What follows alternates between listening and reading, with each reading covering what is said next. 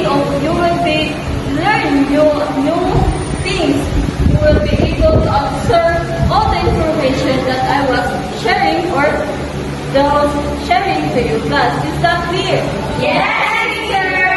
Next, please keep your hands and feet to yourself.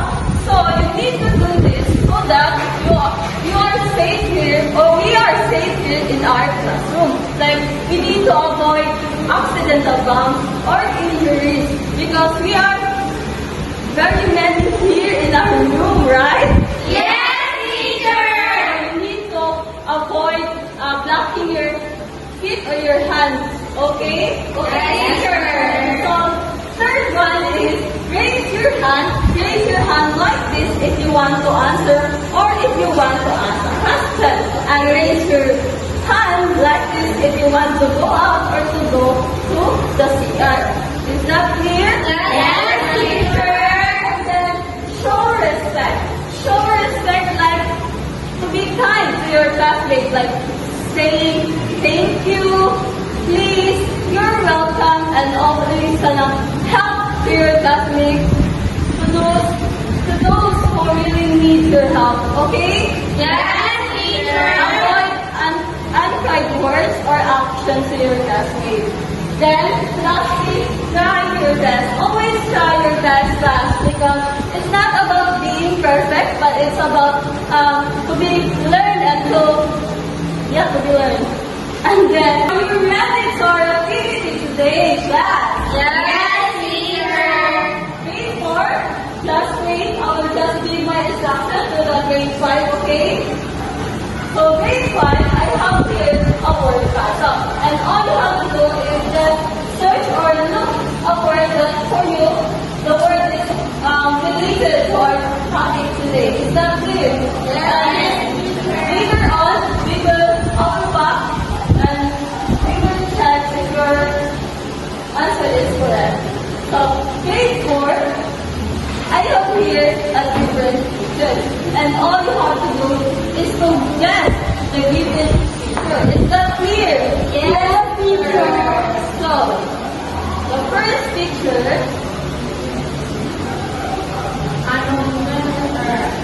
again, let's check. Yes! Can you spell the anemometer, class?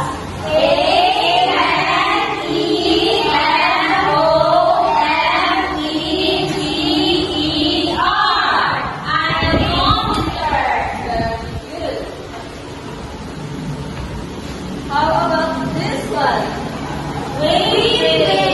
Raise your hand. Alessa, what is this? Waving. That's correct. So can you spell waving? Pabugwas?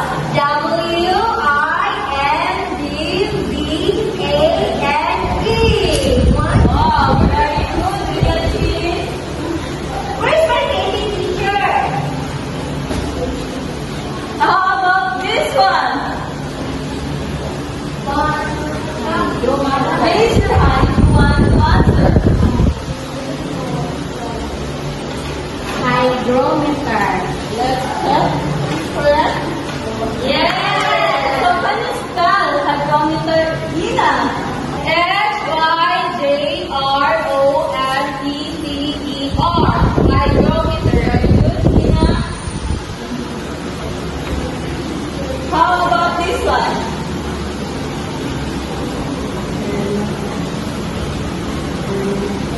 Yes. Rain. Rain God. Yeah. Let's check if it is correct. Is Thermometer. Yes. Can you spell the thermometer? Google.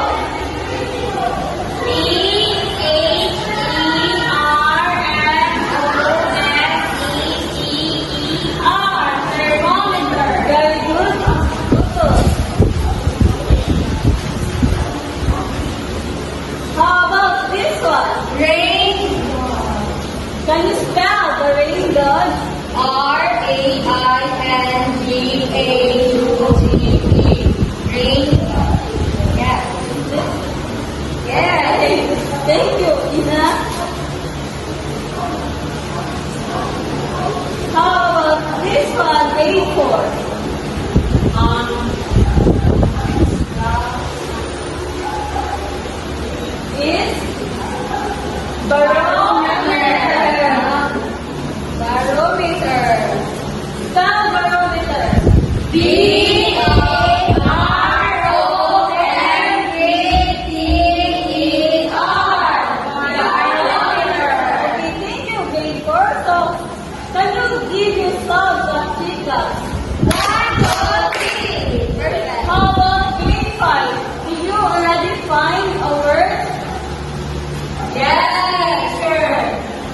Okay.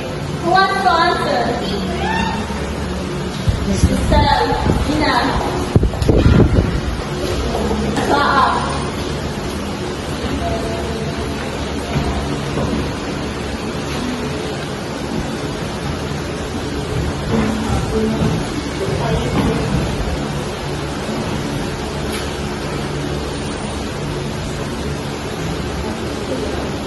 Gutom.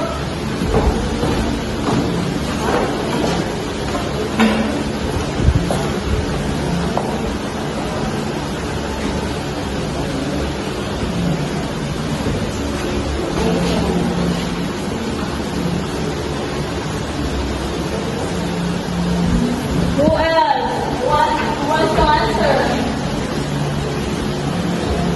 Ina. Yes.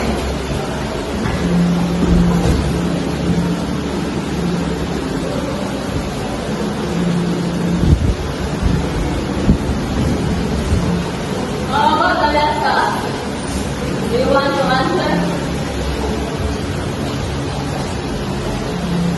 What else? Please not. Yes,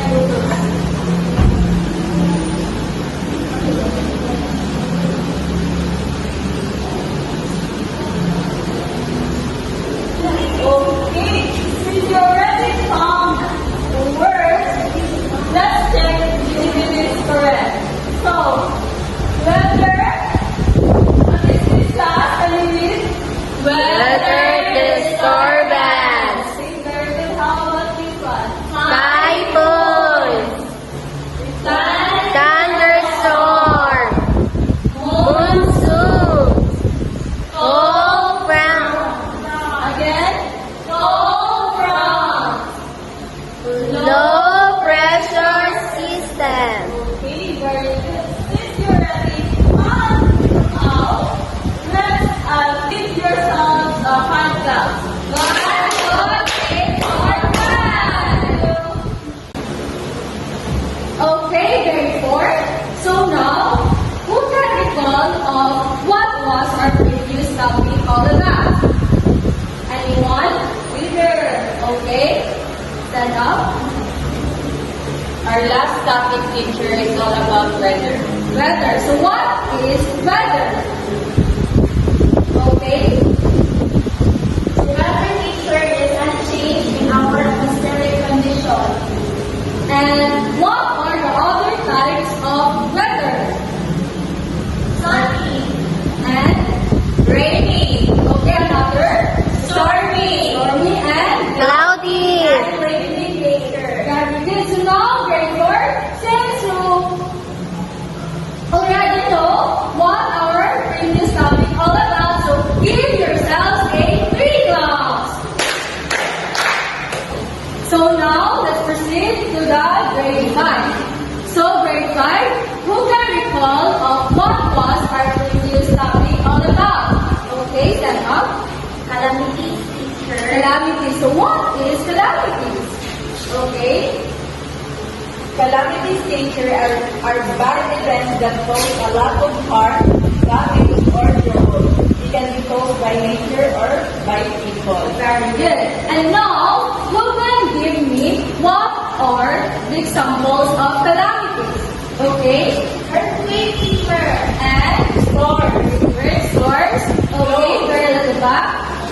Floods. And which other? Fires. And Typhoon. okay. Very good. Very good. So now, grade 5, give yourselves a 5 claps. 1, 2, 3, 4, 5. So and now, let's proceed to our activity. So, grade 5, wait for my instruction. And so our first activity, this is all for the grade 4.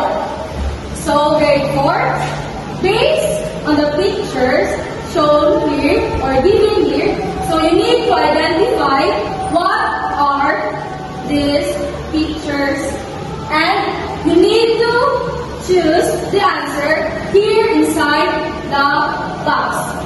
So okay, do you understand grade 4? Yes, teacher. But before that, I would like my grade 5 students to read the words inside the box. So grade 5, are you ready? Yes, teacher. So now read. Anemometer, wind vane, rain, windscope, cloud, thermometer, rain gauge. Very good, grade 5. So now, grade 4, are you ready to identify what are these pictures? Yes, teacher. So who would like to answer first picture? Okay? Come here in front.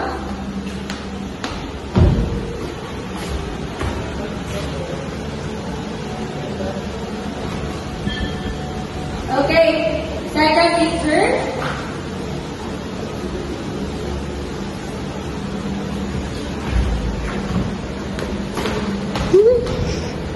Third picture. Miss Giselle. Third picture.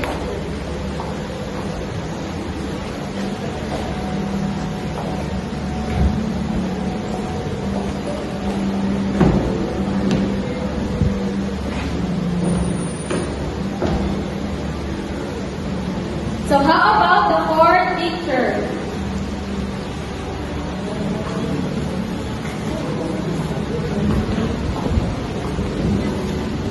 So the fifth, sixth, and the last picture. So who would like to answer grade 4? Okay, come here in front.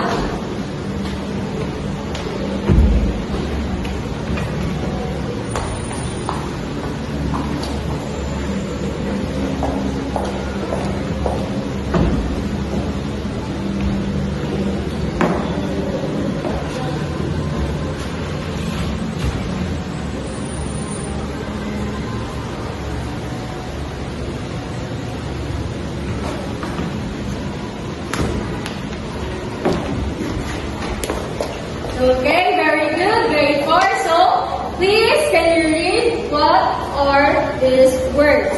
So, everyone, Anemometer, rain, wind vane, wind vane.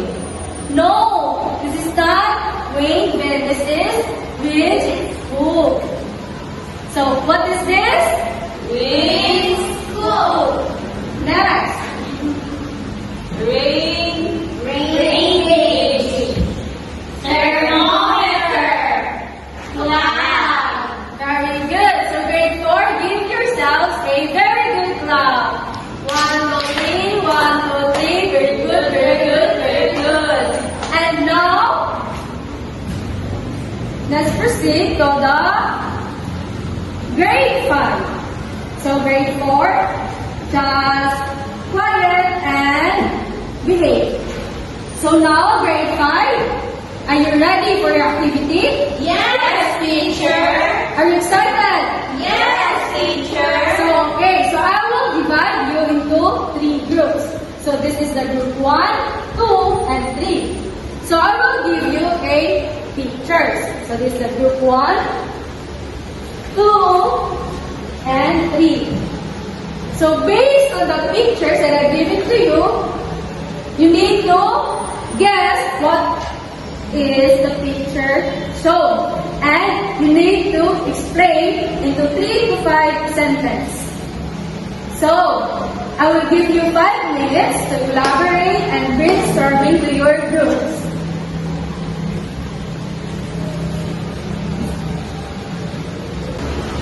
So, now grade 5, are you done?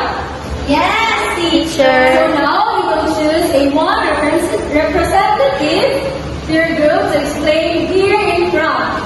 So group 1 will be the one to explain. Okay. So the picture shows a big flood. As you can see, it is very heavy and the people here are trying their best to survive in this flood.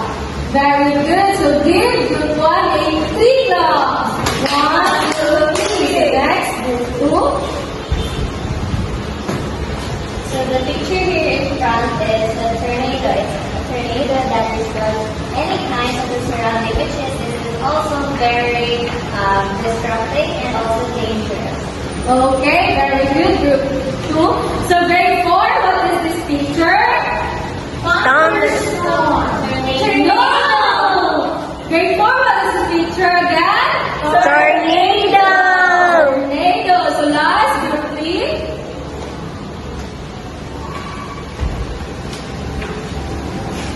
So the picture shows a thunderstorm. The thunderstorm is a powerful storm with lightning, thunder, and heavy rain.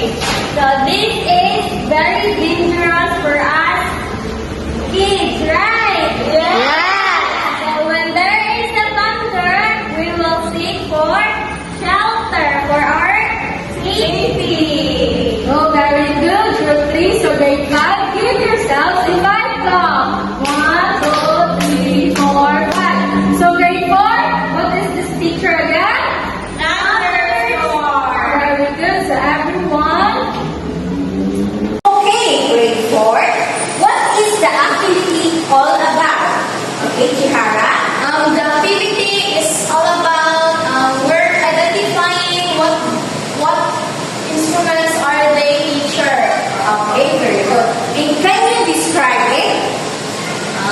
It is meaningful. Are you familiar with those pictures? Grade 4? No. What do you think is our lesson for today, grade 4? Okay. Weather components and instrument teacher. Okay, very good. Good afternoon, class. Good afternoon, teacher. Okay, so based on our activity lately, what new facts did you learn about weather disturbances? Anyone? Yes. Giselle? Weather disturbances like storms, hurricanes, and floods are often driven by factors such as temperature changes, wind patterns, and atmospheric pressure. These disturbances can develop quickly and vary in intensity. Okay, very good. So let's give Giselle a good job clap. Okay? 1, 2, 3, start. J-O-O-J, okay, good job. Good job. Alright, next. How do these weather events affect people? Yes, Marnell? They affect people. Weather events can cause widespread damage, disrupt daily life, destroy home, and lead to loss of life. They can also affect the economy by disrupting business, transportation, and infrastructure. Okay, so have you been experiencing this kind of events? Yes, teacher. Alright, so that's next. Okay, so I think you understand a lot and you've gained knowledge. So, by the way, what do you think is our lesson for today? Yes, Giselle? The lesson for today, teacher, is we need to be prepared for extreme weather events and understand how they can impact to our lives. In other words, yes, Tiara. Weather disturbances, teacher. Okay, very good, student. Good afternoon, grade 4. Good afternoon, teacher. How about the grade 5 pupils? Good afternoon. Good afternoon, teacher. Okay, so grade 4, I want you to listen to my discussion for today, and grade 5, all you need to do is to listen, and if you have questions, you can ask me. Is that clear? Yes, teacher. Okay, grade 4. Now, we will talk about the weather components and weather instruments. Weather class is not just weather in itself. It has components and instruments. Okay, can you read? Weather is made up of 6 main components. These are temperature, atmospheric pressure,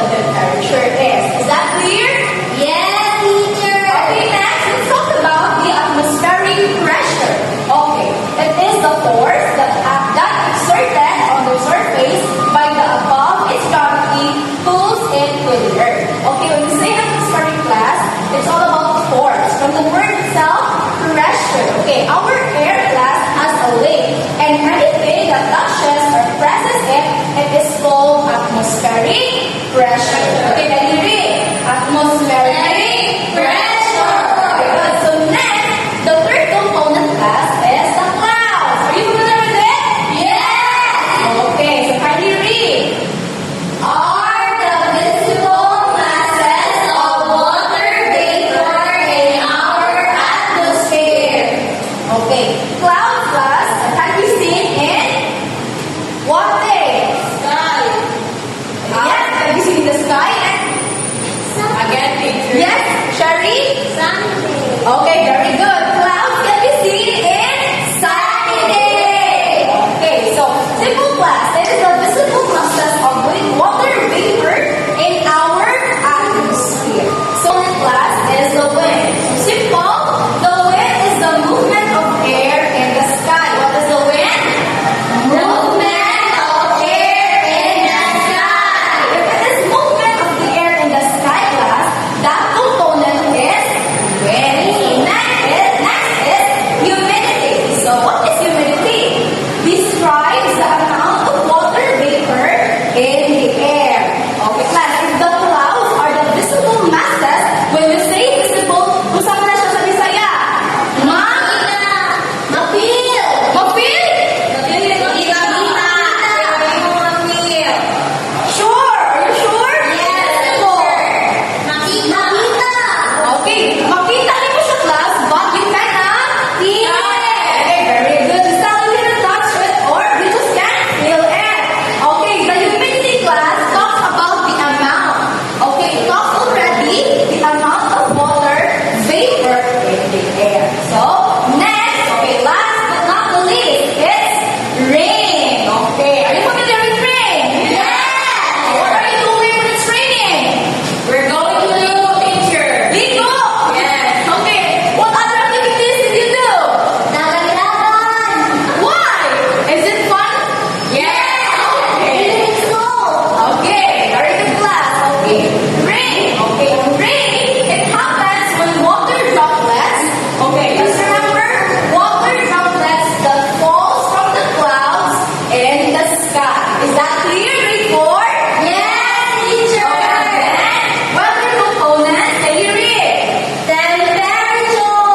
Atmospheric pressure, clouds, wind, humidity, rain. Okay, very good. Grade 4, give yourself 3 claps. Okay, class. So we are done with the weather components. Let's proceed to weather instruments. Okay, can you read, class? Is any device that measures weather-related conditions. Okay, class. So now we will start with the anemometer. Okay, here. Okay, class. This is the Anemometer. Okay, what is anemometer, teacher? Okay, anemometer is a device that measures wind speed. Okay, anemometer class is a device or an instrument that measures wind speed. Next is wind vane. Okay, where is the wind vane? Here. Okay, okay. Okay, very good class. Okay, this is the wind vane. So what is wind vane? So wind vane is an instrument that determines the direction from which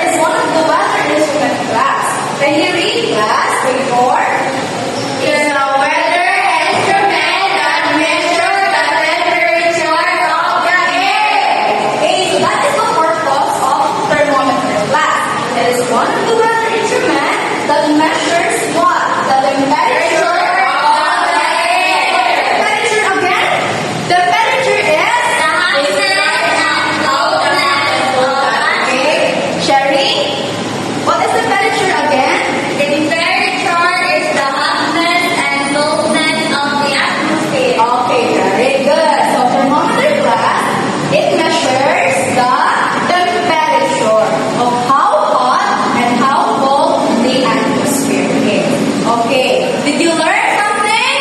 Yes, teacher! If you learned something, give me 3 claps. Good afternoon, grade 4. Good afternoon, teacher.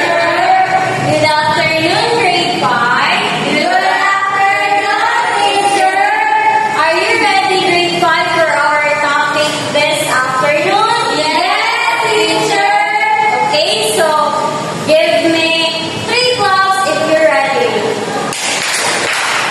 Okay, so for grade 4, you will only listen or just take a note if you want, but just keep quiet. Is that clear? Yes, teacher. Again, is that clear? Yes, teacher. Okay, so grade 5, our topic for today is about weather disturbance, teacher. Okay, so who can give me a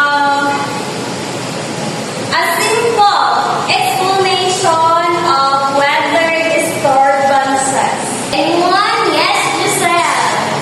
Teacher, weather disturbance is a weather that change like storm or heavy rains. Okay, very good, Giselle. Excellent.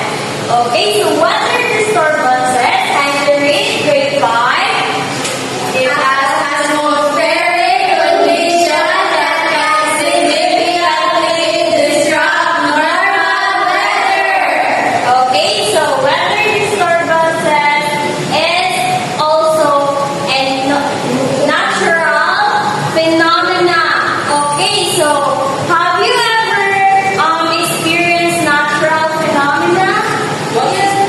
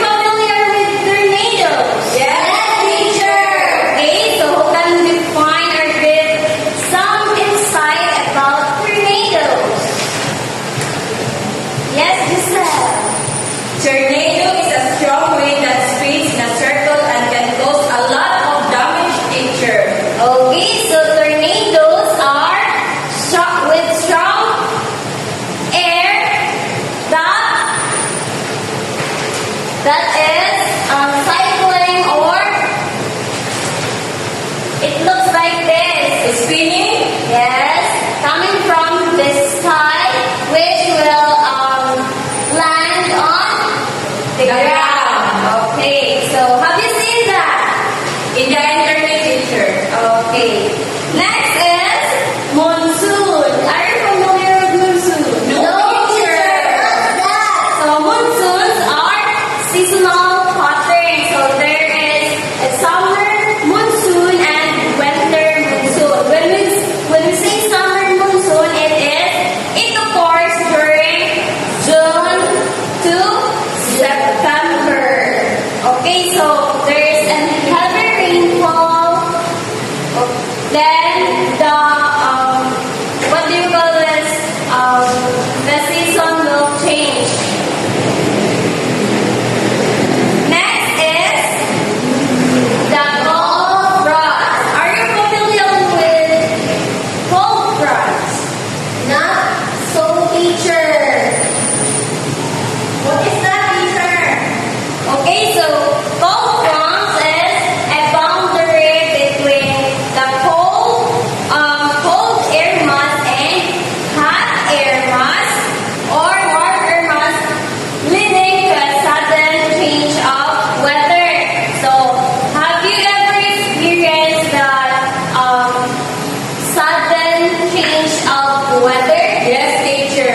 Okay, so that is called a cold front. Okay, from warm to cold weather. Next is the low pressure system. So, are you familiar with this? Yes, teacher. Okay, so can you give me some insights about this? Teacher, Yes, Marinelle. a low pressure system is an area where the air is not heavy and causing clouds and sometimes rain or storms. Okay, so have you been experienced this? Yes, teacher. Okay, so kindly enumerate the 6 components of weather disturbances again. Typhoons, Thunderstorms, tornadoes, monsoons, cold fronts, low pressure systems. Okay, so what are your preparations during these weather conditions again? So you are going to pray, prepare foods. Okay, so first aid kit, food, another. What did you do? Yes, Marina? teacher, monitor weather updates. Okay, so monitor weather updates in order for you to be safe all the time. Another, last one. Secure indoors during. Okay, so you will be at home when these weather disturbances occur. Is that clear? Yes, teacher. Okay, so grade 5. So grade 4. What tool do we use to measure how hot or cold it is outside? Okay, Giselle. We use thermometer to measure how hot or cold it is outside, teacher. Okay, so we use thermometer to measure how hot or cold it is outside. And why do clouds form in the sky? And what are they made of? Okay, Ivy? Clouds form when warm air rises, cools, and the moisture in the air condenses into tiny water droplets or ice crystals. These droplets or crystals group together to form clouds. Okay, so we got the clouds formed by droplets or crystal groups together to form a cloud. Okay, next, what causes wind and which tool help us know which way the wind is blowing? Okay. Teacher, wind is caused by difference in air pressure. Air moves from areas of high pressure to low pressure, creating the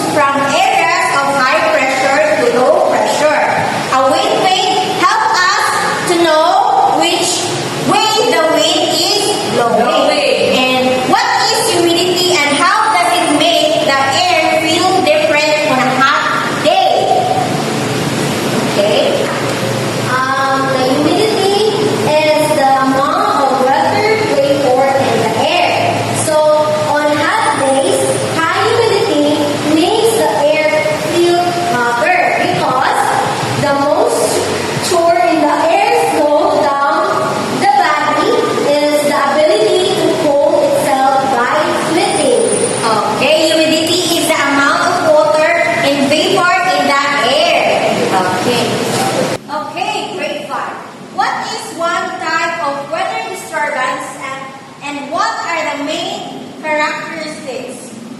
Teacher, a typhoon is a type of weather disturbance. Its main characteristics include strong winds, heavy rainfall, and the formation of a rotating storm system. Typhoon can last for days and often bring severe flooding, storm surge, and coastal damage. Okay, very good. And how can weather disturbance like typhoons or tornadoes affect people and communities? Okay. Typhoons, tornadoes, and other weather disturbance can cause a widespread destruction. They can lead to loss of life, injuries, and damage to homes, infrastructure, and businesses. Communities may experience power outage and displacement and long-term recovery challenges. Okay, so typhoon and tornadoes can cause damages widespread to our communities. Okay, and why is it important to be prepared of weather disturbance? Teacher, being prepared for weather disturbance is crucial because it helps reduce the risk of injury, loss of life, and property damage. It allows communities to respond quickly, evacuate if necessary, and recover more effectively after the event. Okay, very good. And what tools do meteorologists use to predict weather disturbances and how these tools help keep people safe? Okay. Teacher, meteorologists use tools like satellites, radar, weather balloons, and computer models to predict weather disturbances. And also, satellites monitor storm development, radars track rainfall and wind speed, weather balloons measure the temperature and pressures, and computer models predict how storms will move. These tools help keep people safe by providing early warnings and accurate forecasts. Okay, so the tools can help people by providing early warnings to us to inform. Okay, so very good with 5. Please give 5 claps. 1, 2, 3, 4, 5. Very good. So good afternoon, grade 4. Good afternoon, teacher. So for this afternoon, we will have an activity, and this activity called Mystery Box. So I have here a Mystery Box. Once the music stops, the person who holds the mystery box will take a card, and she or he identify if it's a wallet components or weather instruments. Okay, class, are we clear? Yes, teacher. Noise if you understand my instruction. Okay, and now let's start from Guton. Okay, wait for a while. I'll just start the music. Okay.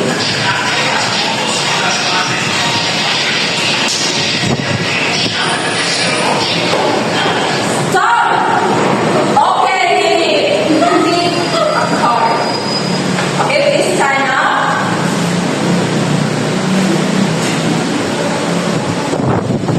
I'm sorry about that. Okay, just card and So the card is temperature. so temperature. Can you identify if it's weather components or weather instruments?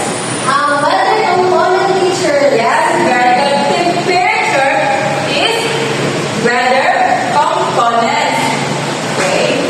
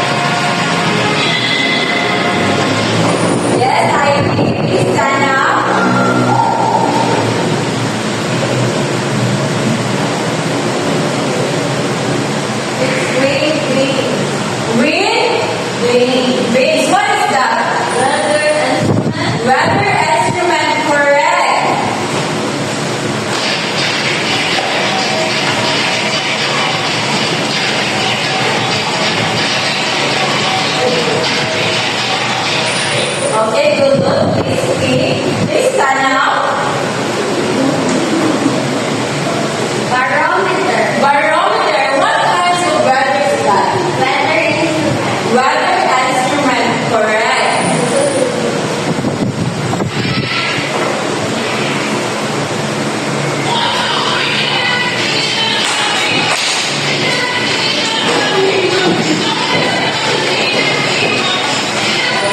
Okay, Alexa.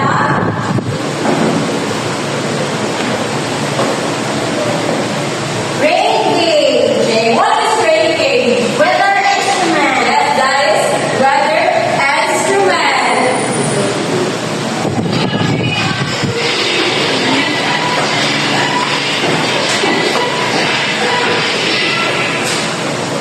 Okay, Clara. Rain. Rain. Weather component. Yes, rain is weather components. Again, class, what are weather instruments? Is LED lights. Banana stars. Relevant condition. How about the weather component? This made up of 6 main components. These are temperature, atmospheric pressure, cloud formation, wind, humidity, and rain. Yes, very good. Give yourselves a 5 claps. Hello, grade 5. Hello, teacher. So for your activity, I will group you into 2 groups. And each group will brainstorm about what will you do with your family during typhoon. But before that, here's our the rubrics for you to be guided. So content 20%, delivery 10%, teamwork 10%, and props 10%, a total of 15%. Did you get it, class? Yes, teacher. Clap twice if you hear me. Clap once if you understand. Okay, I will just give you 5 to 10 minutes with each group, okay? Yes, teacher. Let me start now. Okay, now let's start with the group 1. Okay, now start. Hello, yung panahon rin. Sige ba yung ba? And also, please. Magandang gabi, Pilipinas. Ang balita ngayong gabi ay tala ng pag-asa na mayroong magdalating sa Philippine Area of Responsibility, specifically sa Cebu, mamayang alas 4:30 na mayo. Kaya pinalhanan ng lahat na mahanda at makaiwas sa posibleng kahadya ng dulot ng bagyo. Magandang gabi at maraming salamat. Hello, what's the people you? Mom! Mom! I told you! I'm the one that's saying you're so much you! What is Asa ang buwan mo? Sabinas!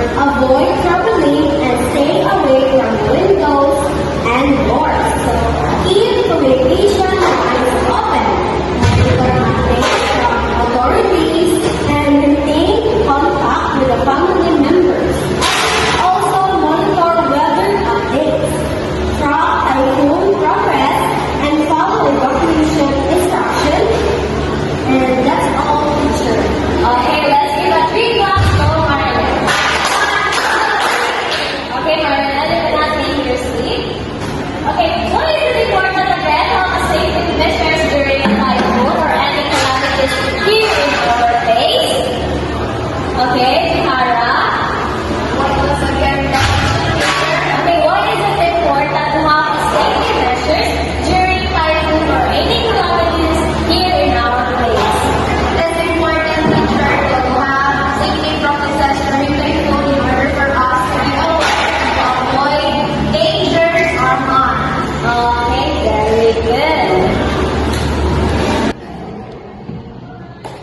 So, good afternoon, grade 4. Good afternoon, teacher. Good afternoon, grade 5. Good afternoon, teacher. So now, grade 4, we are done our activities earlier. So, what have we learned of our topic earlier? Yes, Yara? We learn about weather components and weather instruments, teacher. So now, what are the types of weather components and instruments? Yes, Alessa?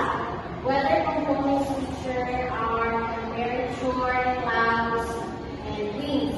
Weather instruments are thermometer, barometer, rain gauge. Yes, very good, Alessa. So, is there any subject that we can integrate our discussion earlier? Yes? English, teacher. Because earlier in the discussion, teacher Jimara teach us what is the correct spelling and pronunciation of rain gauge. It is rain gauge, and the spelling is RAINGAUGE, and it is pronounced as rain gauge. So, very good, Janara. So, grade 4, give yourself a very good clap, just like this. 1, 2, 3, 1, 2, 3, very good, very good, very good. So, let's do it together, grade 4. 1, 2, 3, 1, 2, 3, very good, very good, very good. So now, I'm so happy that we really understand our discussion earlier. So now, let's have our grade 4, and we read the directions. Choose at least 4 weather instruments from the list below. Draw each weather instrument clearly and accurately. Use colored pencils, markers, or crayons to make your drawing colorful and detailed. Each instrument must be labeled with its name and a brief description of what it measures. Place it to a short bond paper. So we have our criteria to be able to be right then. So number 1 is accuracy of drawing, 10 points. Creativity, 5 points. Labeling and description, 5 points. Neatness and organization, 5 points. And lastly is completions, 5 points.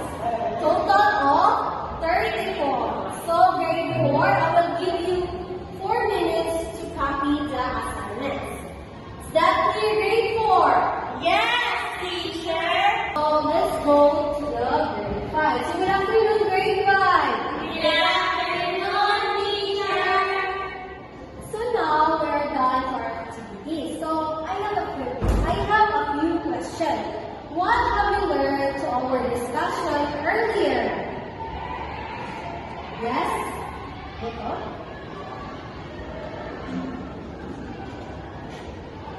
We learned about weather disturbances. Okay, very good. So what are the common types of weather disturbance? Yes, Lyra? The types of weather disturbances that I remember teaching is a thunderstorm, tornado, storm, a cyclone, tropical, and monsoon. Okay, very good, Lyra. Okay, grade 5. What are the common types of weather disturbance? What are? Again. Tornadoes, typhoons, storms, thunderstorms,